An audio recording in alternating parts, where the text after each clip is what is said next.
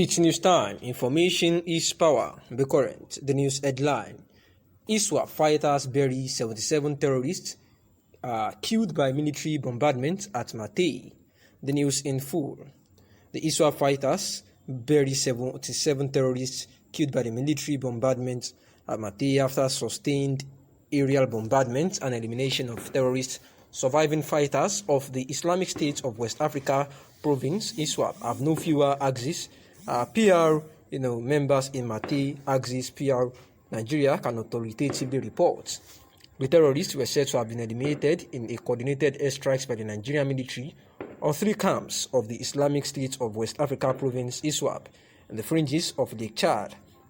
It was gathered that over a dozen gun trucks and several motorbikes were destroyed during the offensives, according to a top military intelligence source who was involved in the operation. Super Tucano aircraft and other platforms were deployed for the sustained attacks on the ISWAP fighters affiliated, to the ISIS, the successful Nigerian Air Force area strikes under Operation Adinkai, with support from troops of the Multinational Joint Task Force (MNJTF), was launched on December 19, 2021, at 3 locations, harboring hundreds of ISWAP terrorists at Arena Suru and Arena Siki and Arena Mayuma Salasi in Mate local government area in Borno State.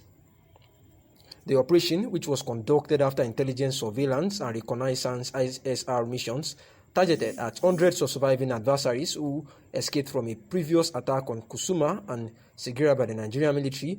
There was already a credible intelligence that a large number of terrorists have moved to those camps which they are treating their wounded fighters, and it was also revealed that the areas were also used by ISWAP to conceal vehicles, MRAPs, and also motorcycles under teak trees. And therefore, the few surviving ISWAP fighters have moved to Buka Mairam and Jawakura, the newsman disclosed. The president lacks the power to get Nnamdi Kanu released without completing the trial. Festus Kenyamo repeated the pretentious position that the president lacks the power to end the trial. And today, Malami, the Attorney General, repeated the same position by suggesting that discussions of release of Nnamdi Kanu are premature because Nnamdi Kanu is still standing trial. In other words, Malami wants the trial to be completed before pardon could be discussed.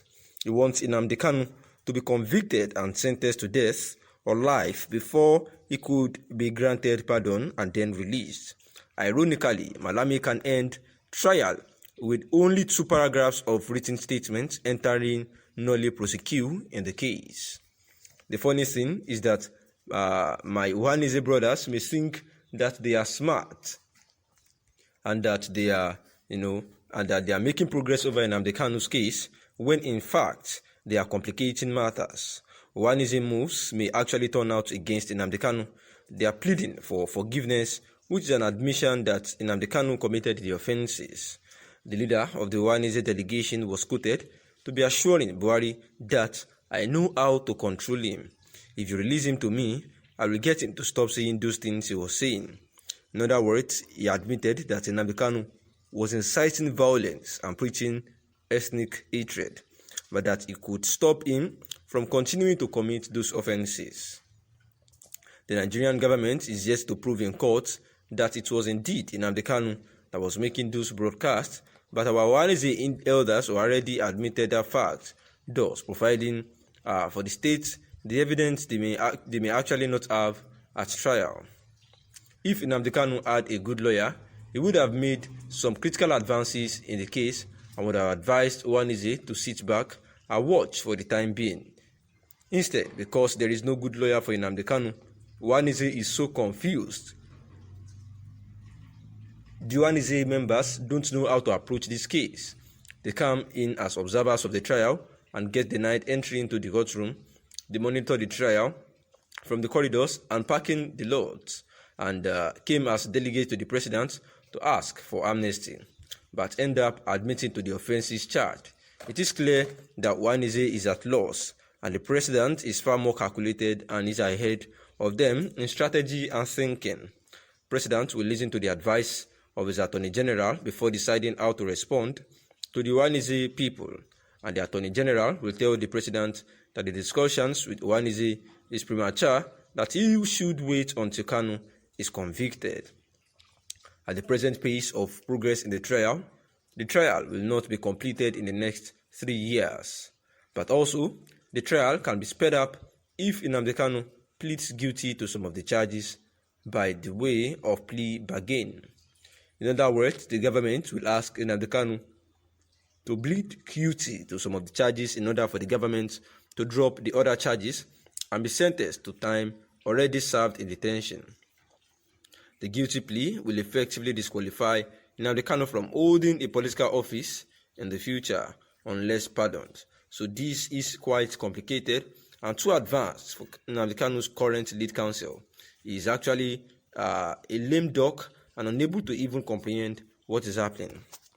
My advice to the Igbos is this: do not underestimate the president and his men. They seem to have a game plan. The Nigerian agent that brought Nnamdi Kanu to Nigeria could have killed him in Kenya if that was what they actually wanted. But no, they had a plan, and their plan is intended to play out through the court. Be careful and smart as you deal with the government. They are not as stupid as they appear clumsy. They have a game plan to permanently suppress the Biafran agitation using Nnamdi Kanu's case. And this is, the analysis by Emeka Ugunye and Esquire for the Movement for Peaceful Change, MPC. And it is needed, to take into consideration this analysis, especially in the case of the lawyer of Mazi Nnamdi Kanu, who he has said here that seems incapable. Adinbini is capable. He would have seen ahead, the game plan that is being used by, the president and his men, and would have tried as much as possible to, chill the Ohanaeze Ndigbo, bring them to a rational conclusion and, make them see brighter than they see, rather than just making them, walk and do things in confusion. That seems to have been complicating the issue the more, because as at the point of the court trial, the government does not even have a proof to say that it was truly Mazi Nnamdi Kanu that was broadcasting, those words that are inciting violence or whatever they had called it. However, for the elders who had gone to President Muhammadu Buhari, and actually, say that they would caution him from saying that and committing several offenses, means that they had indirectly or directly agreed that truly he was the one, that was doing those radio broadcasts. And therefore, the writer says that it should not just be thought that the president and his men do not know what they want. They have a very good plan game, just like he has said, that I think they wanted to kill him while they were extraditing from Kenya. They would have done that, but because they had a strategic way of doing these things, they had brought him to ensure that they used the court, as a big measure, to stop the Biafran agitation. Thanks for listening.